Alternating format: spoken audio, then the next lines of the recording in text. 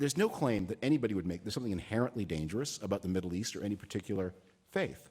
But it is an observation that under today's circumstances, it does objectively happen to be true, that there are dangers from some people in the Middle East that are different and in many ways greater than dangers from people elsewhere.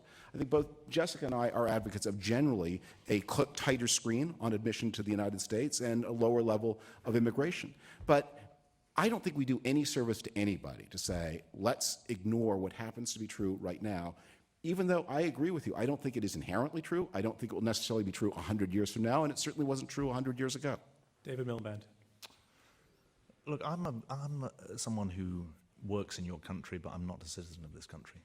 And when I hear that there are 3,500 Muslims in the American armed forces, when I look at the diversity of this country and the strength that's come from the diversity, when I meet a young man, a refugee who spent the first 15 years of his life in a refugee camp, and then after 3 years he's been resettled and he's the valedictorian in his high school and he's going to the New York School of Film and Design, what I think is that this country has a genius for bringing people together across lines of race and religion and color and creed.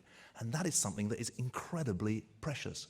And you should be shouting about that from the rooftops. You should be saying to Europe, get your act together, have a properly organized system, make sure there is education, make sure they are taught English, make sure they are on the path to citizenship, make sure there is a check after a year for a green card, make sure that after 5 years they are checked out to see how they are doing.